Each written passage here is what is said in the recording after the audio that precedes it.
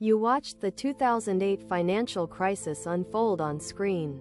Night after night, banks collapsing, markets in freefall, headlines screaming about systemic collapse. And for years afterward, researchers found that investors who witnessed that event made systematically different probability assessments than those who hadn't.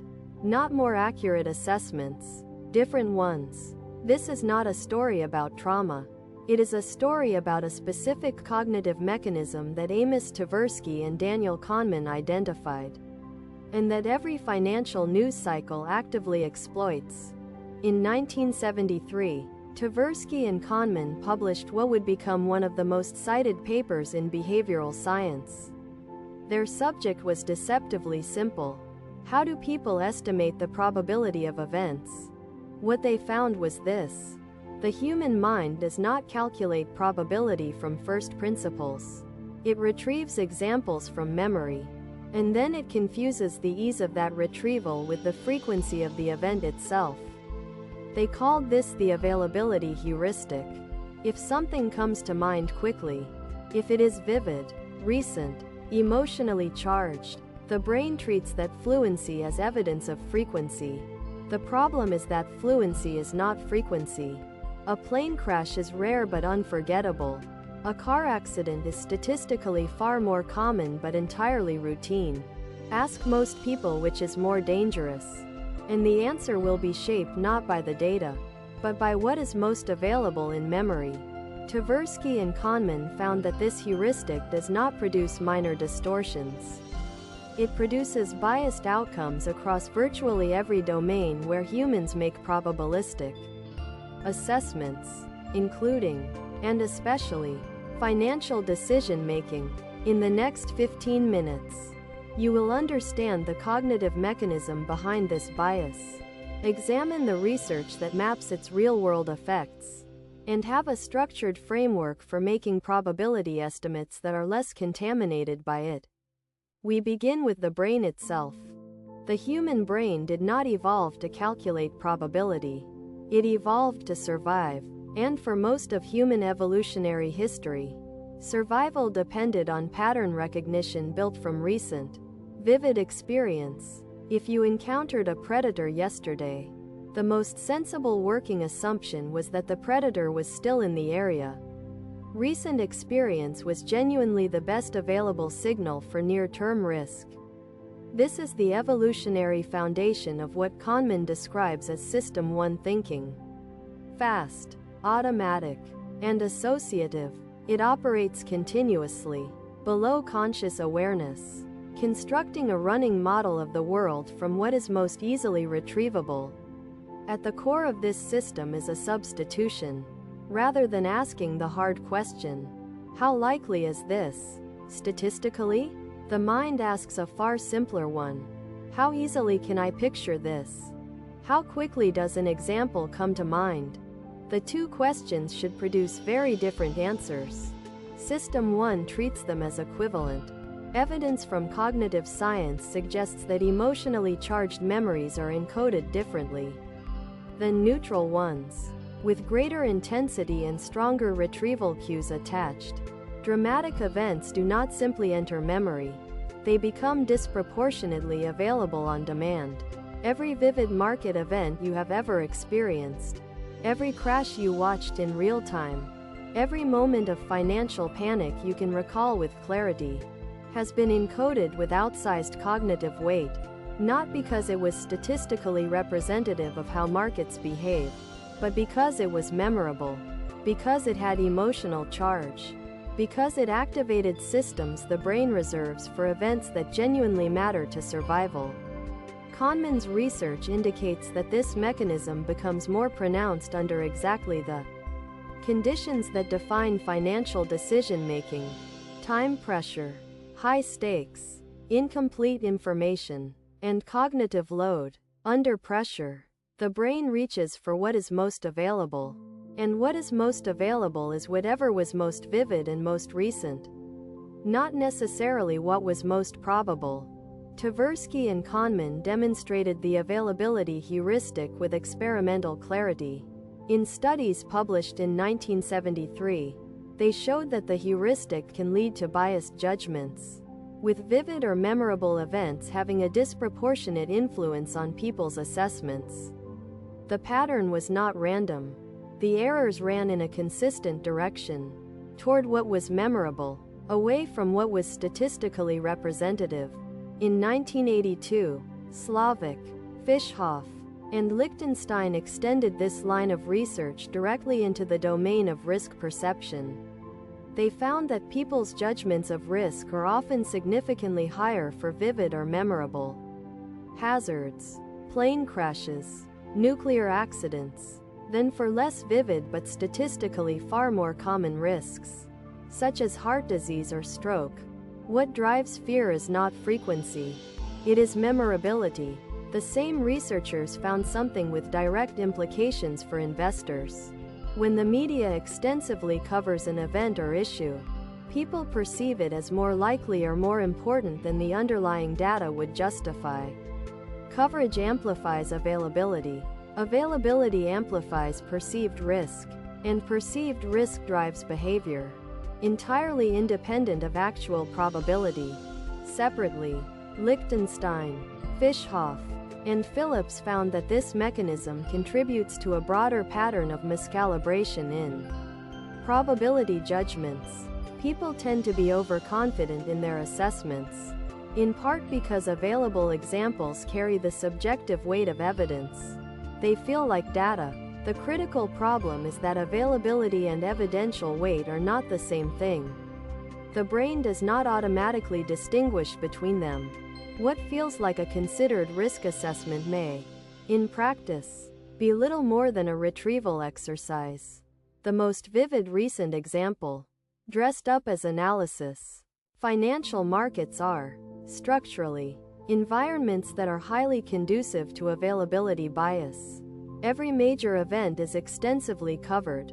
Every dramatic move is replayed, analyzed, and reframed. Every high-profile failure generates vivid, emotionally salient narratives that persist in memory long after the underlying conditions have changed. The availability register, the mental catalog of vivid financial events you can readily recall, is not a neutral sample of historical experience.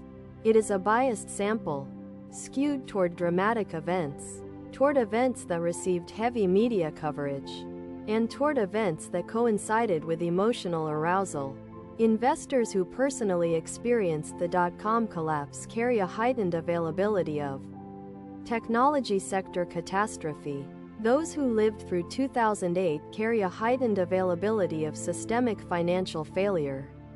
Research in this area indicates that these availability effects shape subsequent risk perception in measurable, lasting ways, not because the structural risk is objectively higher, but because the vivid examples remain cognitively present and easily retrieved.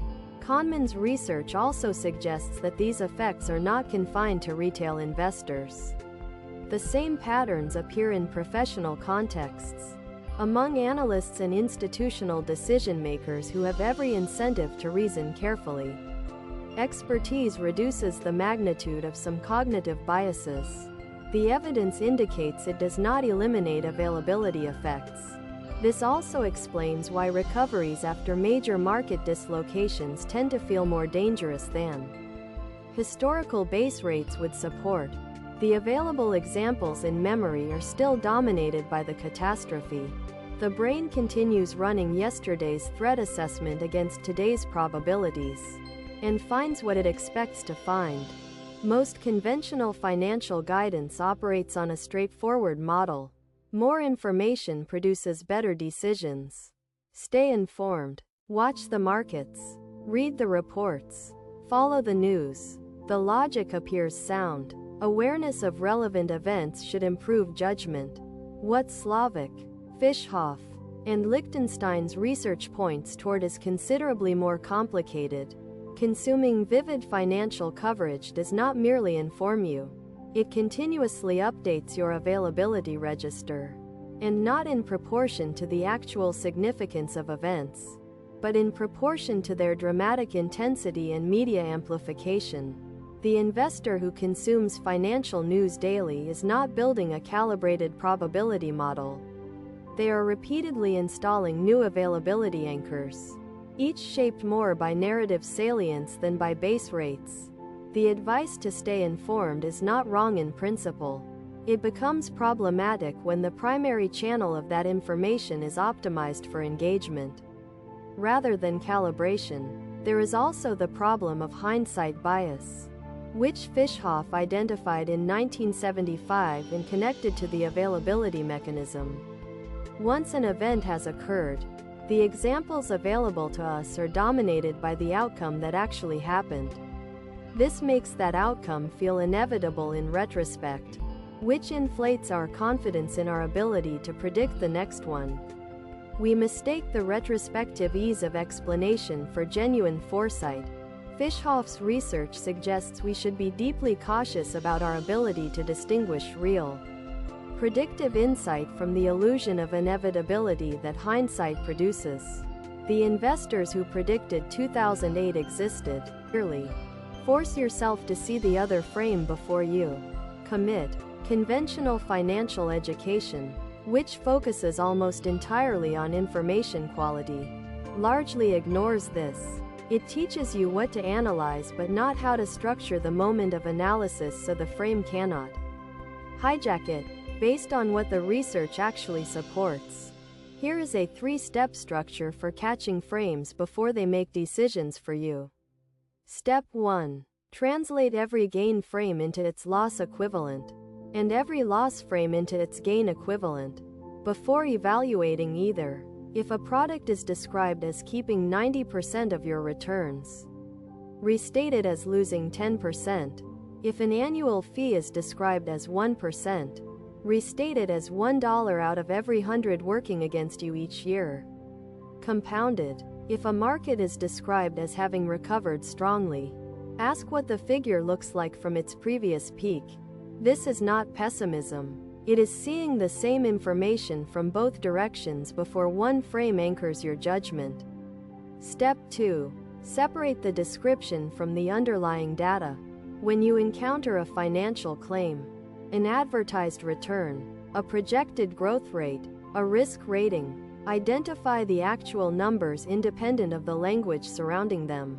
A fund described as consistently outperforming its peers needs to be evaluated on its actual figures over a specified period, not on the word consistently. The description is a frame.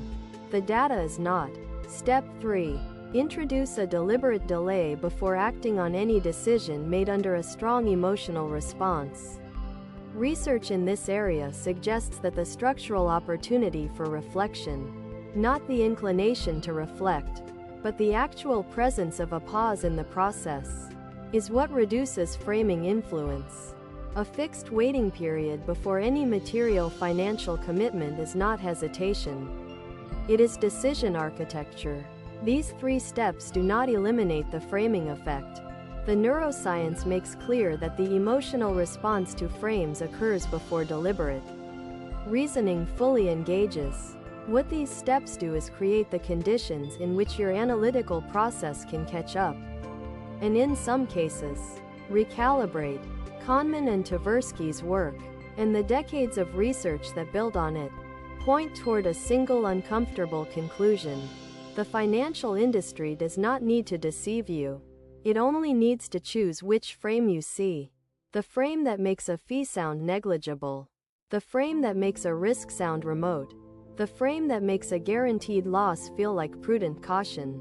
Your brain, encountering uncertain information under time pressure, will do the rest. Weber and Shee's research in 1998 found that susceptibility to framing effects varies across individuals and cultural contexts, but the baseline effect is present across all groups studied. No demographic, no profession, no level of financial sophistication is exempt. What separates better decisions from worse ones is not immunity. It is process. Translate the frame before you accept it. Demand the underlying numbers. Build in the structural opportunity to see both sides before you act. The frame you were never shown is almost always more informative than the one you were. And now you know how to look for it.